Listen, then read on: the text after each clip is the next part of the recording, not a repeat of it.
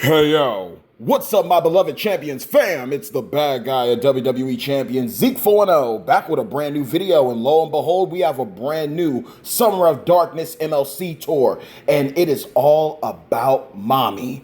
Mami Rhea Ripley. More specifically, modern era striker Rhea Ripley. This is my Brutality, a former free to play MLC champion. Now we are going to utilize her to conquer this tour. You already know how it goes down, so allow me to get right to the point. When it pertains to normal and hard mode gameplay, it is autoplay all day, but when it comes to hell mode, we lock and load and watch those gems manually explode. So we're going to go ahead and hop right on in here, and I'm going to show you my build. We did go ahead and get the backstage pass, so she is currently sitting at a maxed out 5-star silver, moves in all, ready to go up if we have to push that button real quick, up to 5-star gold. So this is what we're running. We even have the original strap that we had that was available during her MLC. So let's go ahead and check it out. Look, this is the moveset that we are running, and this is what has worked up to this point. So hopefully we can throw a Hail Mary pass, we can clear everything out, and get the job done. If we have to push the button, we will push the button. But look, this is how it goes. We have the full Nelson Slam, dealing damage and creating random gems and making them into black. That is that goal here. You hit the red so you can load up the black moves, okay? Then we have the leg drop. The leg drop is going to deal damage and increase our red gem damage by 206% for one turn. One night only. That is what you're getting here. And then once you hit the leg drop, you finish things off. Finish them with the Riptide finisher, creating a 6x2 area rando into red gems. So then you cycle all over again. So this is the build that we have for the entourage. We got our boy Butch. This is going to be a +4 MP towards red moves. So we're going to get that out of the gate with the +4 from the MLC perks. Then we have our boy Titus O'Neil. Moves that generate black gems will create 4 more black. And then for the coach side of things, since the trainers are locked and loaded, we have Zombie Edge and Tech Stacy. Red gems and black gems are doing 12k flat damage. That is the goal. Now, there are a couple alternatives here. If you have Zombie Priest, that's 30% more red gem damage right there. If you have Zombie Live, that's 30% more black gem damage. If you have, I believe, Hall of Fame Bree, then that is allowing you to generate additional black gems as well. So there are a couple ways to run the runner and utilize her to get the full-on effectiveness out of her. But this is what we're running. Now, when it pertains to the strap, I will admit, we don't have everything fully unlocked. But a plate that would work on her, I believe, well, that would definitely work on her for sure, would be the Viper Strike. When you break the black, you're going to turn yellow gems into red. So that's, again, of a locking in and assuring you that you're going to cycle. But another goodie, at least what I'm running off of my account, that would definitely help out here. This also would allow you to do extra damage while loading up too. Another one that would help out is the Eye of the Tiger plate. Because this is a plate, it doesn't just work fantastically on striker Ken Shamrock. It doesn't just work fantastically on Ghostbuster Cena, but it also works on Rhea Ripley, because when you break those reds, you're going to gain your black. And obviously, if you're breaking a 6x2 area, you're going to be able to load up everything too. So we do have the break the glass moment when it pertains to this situation, push come to shove. But we're going to aim to do our best to go ahead and knock everything out with her just at 5-star silver. And if not, if we got to call an audible, we did it in the Brave video.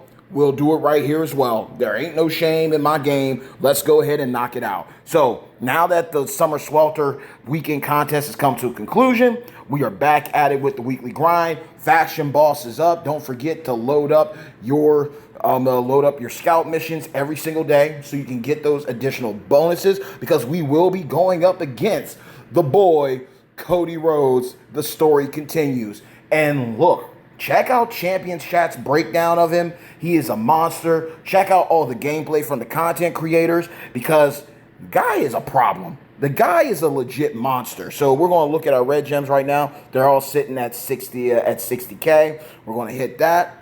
Sometimes the only downside about this is that it is RNG. It can be GGs for you or GGs for them, depending on how everything falls. Luckily, we loaded up and we dealt a lot of damage. That's the only reason why I'm running Tech Stacy as well as Zombie Edge, because we need that. We need that in our life right now to cover both sides. I could easily spam the board and get some more black gems down, because that is her main color, and that means I could easily load up on black gem damage. That is one thing I could do. There are a couple of routes around this, a couple audibles that can be ran here. So there's always an alternative. There always is a solution. Now, here is the thing. When it comes to this faction boss coming up, I thought I forgot. No, I did not. Cody is looking legit. Looking at the gameplay, the breakdown from Merrick's, looking at the gameplay from the boy, Sir Zorro and DJ on ZT, and even Champions Chat, looking at their breakdown video, looking at him, Cody is definitely a monster. And I have to agree with what Rusty was saying. Check out their video, definitely. He got a power ranking of 22 out of 25. But I get what he understood, what he was saying, because it seems like with every Cody that's come out, it seems like he's really good, but something's missing. And now it's kind of one of those situations where, wow, you got a top tier legit Cody in the game now, and you don't even know how to feel about it, because he does everything. So I can't argue with him on that. Those are good problems. When a character that you love and a character that you care about is that good that you don't even know how to approach it. It's like, they didn't do my boy dirty. He didn't get the Montreal Screwjob treatment. Like, that is epic, and that cascade was amazing. So we're wrecking stuff. This is one of the few times. This is actually pretty funny, because I wish that I had a gem defense strap on her, because then it would keep the people down. This is the first time that during these tours she has been able to connect everything on the first round, and then we're able to keep on rocking and rolling. Every other time, it has caused the cascade that either forced the early pin, so on and so forth. So I'm grateful, but we know we're about to get to the main event.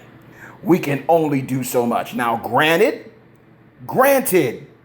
they are giving us a huge caveat here, because with Bray Wyatt's tour, he was going up against Seth Rollins at the end, a trickster versus trickster battle.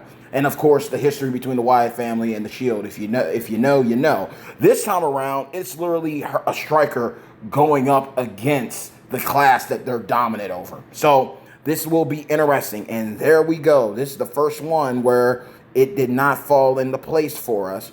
And she's got the blue right there. I'm more concerned about honestly, I'd be more concerned when it comes to her. I'd be more concerned about the bleed. The bleed in the finisher, if anything. I mean, the blue's a choose move, if I recall correct. Hands down, I love Kairi Sane. When this character first came out, I was so happy when I finally pulled her, especially with her coaching ability, apex, top notch, top shelf. But it's always good to go up against your favorites too. But I literally lost my thought on this. But yeah, long wait. Cascades usually happen. This was the first time where, okay, I had to go and do the road break. That was that. Worried about the bleed. Choose move blue. Okay, Cody Rhodes, pretty solid character, pretty great, worth going after and investing in, and best of luck to you all. If it wasn't important for me to say it, then it is what it is. Oh, tours. Yeah, this is the one where, yes, we're not editing this out. This is one where it's actually interesting, because with Braze, he went up against a fellow trickster. In this one, it's literally been nothing but a string of tricksters for the striker who has the class advantage. So that is an interesting parlay right there. Now, you see the jump. We will see what happens. We will see what can happen. Some 5-star silvers can beat 5-star golds. Others cannot. And if she's running that very annoying submission, This is when the Eye of the Tiger plate would work, because then I could break a gem and make a gem back. So we will see how this is going to go. If we can deal a lot of crazy damage right out of the gate and evade her from using the black, I will gladly take it. So we got that. Boom. All right. What's she going to use? Go for the purple. She didn't go for the purple. And this is when it starts. We don't believe in choose moves, people. We do not do, well, we don't believe in props. We're not going to do a prop. But we also know this is not going to keep her down either. So now we hit the wall. This is where we're at with it. This Asuka, I actually really like this Asuka, to be realistic with you. I was very excited when she pulled up into the game. Can we please? And those are the cascades that make me upset. Those are the cascades that make me mad. We literally had the W, and now we're going to have to go through everything and the black breaks. You can't make this up, America. And the trap gems. Of course, the trap gems. The Batman. The Batman. That's what we got going on. And there she goes with the finisher, with the multiply gems. Here's the crescendo. And it's not that bad as what I thought it was going to be, but it's going to constantly keep loading it up. So let's knock it out of the park. Cascade. I have faith in Mami. I have faith in you. Let's see what happens. It was not enough. Come on. Come on. Don't kick over. Over and done. Mami was not playing. She knew I have faith in her. Rhea Rhipley is hands down one of my favorite units in the game. And I'm literally about to show you, because I've loved Rhea ever since she came onto the scene. And I'm grateful. I will gladly take those shards. Don't mind if I do. We were able to get that done, and it went by a lot quicker than I thought. But with Rhea, you know, we're getting close. Come on, baby. Come on, come on. Rhea is one of my favorite champions within the game, because she helped me out in a lot of different phases of my career. So I'm thankful that I have every single version of her that is available in the game. From the tech version, I was using her left and right. She was absolutely phenomenal. Absolute beast. Love that part of her. You know, this was when she was still knocking off the good girl side of her. I used to literally use her for everything and anything. I think I still got the same setup. Yup.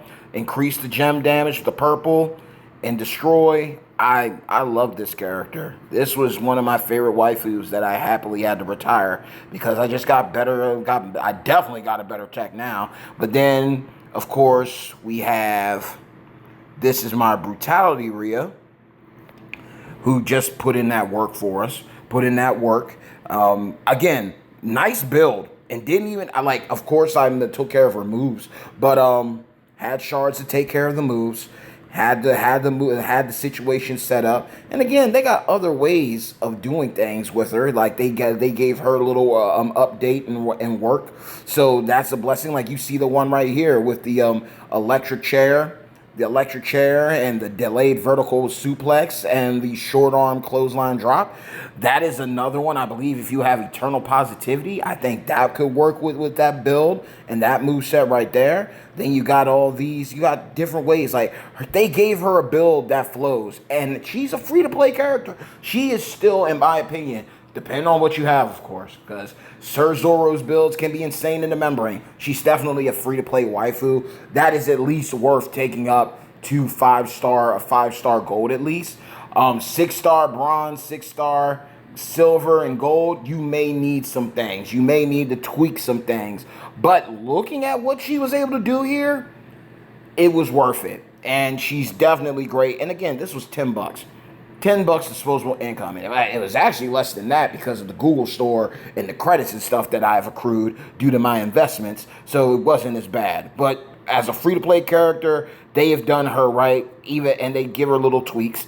Then we have, of course, we have our girl, the powerhouse Rhea Ripley. This was one of my favorite pulls of all time. I pursued her with a vengeance. Every time Halloween came around, and whenever the gear pulls came around, I'm like, yo, I'm going to get her gear. Her botch gems are going to do more damage. We are going to get it in for Rhea. And again, another character held things down all the way up to 5-star gold. I was able to get a fuse of her in the pull where I got Zombie Edge and Zombie Gunther. I literally think I got her fuse and her gear in the same pull with them.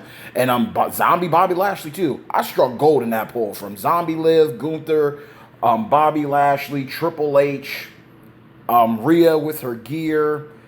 We hit the money spot with that. But this was another character that carried my roster. She carried the weight. The irony of it is that I retired her at 5-star gold. I had intentions of taking her up to 6-star bronze, but then we pulled the fuse. But we also pulled Zombie Liv. And of course, if you're watching wrestling now, their rivalry is a tale as old as time. So this is just one of those things. She got retired due to pulling Zombie Liv, as you can see. And literally now we have Judgment Day Mami. We were able to get her.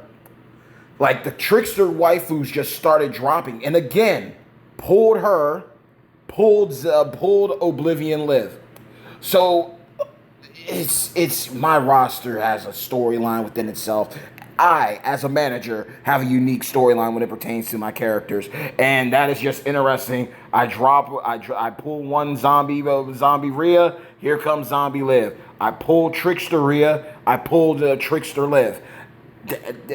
Trickster, the powerhouse Liv goes up the gold unalive, and then boom, mortal heavy metal Rhea goes 6-star gold and skirts right past her. So it is literally one of those situations where this is like the cool thing about it. Not everyone has every version of a certain wrestler. Not everyone has every single version of Roman Reigns. Not everybody has every version of Triple H or Seth Rollins or Cody. Some people do, some people don't. But for me to know that one of my favorite wrestlers, waifus on the side of things, is Rhea, and I actually can pull up her name, and I can pull up every single variant and version of her, means a lot. And it's also one of those examples of literally, like I've told people, there's certain names that are going to bring in money. Like, look at Roman Reigns' list. Look at all these different versions that you got of them. You got NXT and Shield that you get for free. You got the Icons of WrestleMania Trickster version of them. They double down on the Trickster side of things for a promoter. Then you have another version. You got the Ghostbusters Roman Reigns. You got the Chief of Beasts Mutant Roman Reigns. You got the free-to-play powerhouse Juggernaut, where everybody gets at the beginning. You have the head of the table, who was formerly a Chase champion, with I'ma-Get-'em Jey Uso and Bloodline Jimmy. Though, if you know, you know. This was before the wild ones of MLC with Sika and Alpha. Then you have the zombie Roman Reigns, who was a monster for a moment. Definitely top notch. Had like some of the strongest protect gems, if I recall correctly. And then we got Rock and Roman too. So there's different characters that they can call on, and they know that they are going to sell. The same pertains to The Rock. Just look at all the different versions of The Rock. The same can be said about a guy like Steve Austin. Look at all these different versions. Multiple. And they're going to keep going back to the well because they know they're going to sell. And now that I look at it, Rhea is the same way. And the same thing can be said about Liv Morgan. So with that being said, we were able to wreak havoc on that tour. That tour was absolutely legit. And it's easy. Like, literally, if you already got her at a higher rarity, you got it done. If not, you know what? It's not the end of the world. You can always invest a little bit. But I was able to beat it with a 5-star silver. I was able to beat everything with a 5-star silver. And we caked it. Now, again, the moveset that I used was a little bit RNG. That you could either cause huge cascades, or everything lines up and you can get everything done in turn one. But that's the chaos of it. When you got an epithet like "this is my brutality," unpredictable. under, like, monster. And honestly, when I really think about it, like, to some of you, you might be rocking with me here, you might disagree. I honestly feel like, in a way, she's like a updated version of Striker Bray. If you really look at it, like, he was double red. You can ran him like double red and purple or double red and black, but she's double black with the red. She's able to spam black gems out on the board and deal crazy insane damage. Then she's able to beef up the gem damage and then cycle another color and get everything fully reloaded. That's another reason why I wish that they brought back Eater of Worlds Bray, because I would love to see an older character like him, how things would have gone with the new skill plates and everything, making him cycle. Like him in this day and age, that when he was 3-star gold meta, he was the one. He was the king. He was the king right there with next big thing Brock, AJ Styles, the Undisputed Future Seth Rollins. They were the kings of the game. Showboat Andre was a go-to back then. So, I mean, if you had Alberto Del Rio or Stardust, you were doing some things. So, now that I look at it, it would have been interesting to see Bray Wyatt, Eater of Worlds, Striker, Black MP, or the original Black MP trainer, be in this game with an ultimate strap, with the Eye of the Tiger plate, with the underdog story plate. That is some nostalgia booking. That would have been apex. But nonetheless, this is the video. Got through it, knocked out the tour. It was a beast. You know how we do. No props, baby. No autoplay. And we went in one day at a time, one way or another. So, with that being said, y'all, hey, yo, hard work pays off. Dreams come true. Bad times don't last, but champions do. Mad love and respect to each and every single one of you, of my beloved Champions fam. If you really enjoyed and liked this video, pardon me, I was about to fumble the bag. If you really liked and enjoyed this video, please be sure to like the video, share the video with your friends and family, or those who are interested in WWE Champions and want to learn more about this amazing mobile game. But most importantly, if you haven't done so already and you are curious about the channel and you want to see what comes next right around the corner when it pertains to WWE Champions content one way or the other, whether pulls, gameplay, challenges, shorts, subscribe to the channel and hit the bell to turn on notifications so you can receive all the up-to-date news when it pertains to yours truly, the bad guy of WWE Champions, Zeke 4-0, the most electrifying content creator in WWE Champions Entertainment. I love you all. I respect you all, and I'm praying for y'all tenfold. We were able to get through the tour, y'all. How did y'all conquer it? What did y'all do? Did you already have her at a high star rarity? What was the move that you chose to do when it pertained to Rhea? Did you bite the bullet and get the pass? Or did you already have her at a higher star rarity? Just because she's a former MLC free-to-play champion means it's easier to pull her before you get something really, really good. So, with that being said, I have proven to you that it is highly possible to get through this tour one way or the other. And there's different builds that you can use for, different plates, different trainer setups. The possibilities are endless, and that's one of the reasons why I love this game. What works for me it might not work for you. What works for you might not work for me, but I am still intrigued to find out how you broke it down when everything's said and done. So, with that being said, we got Faction Boss going live. Don't forget to do your Faction Boss missions. Going up against Powerhouse Cody, the best Cody in the game for now, because I'm pretty sure there'll be others to come. Who knows? They will more than likely make an Icons of WrestleMania Cody in the years to come. That is a possibility. And plenty of moments, more skill plates themed on him, as well as the Rhodes family. Who knows? The possibilities are endless. Knock out everything, because the midweek contest is going to go live and we will thrive and survive. So, with that being said, y'all, love you all, respect you all, praying for y'all. Stay tuned until the next episode, y'all. Hey, yo.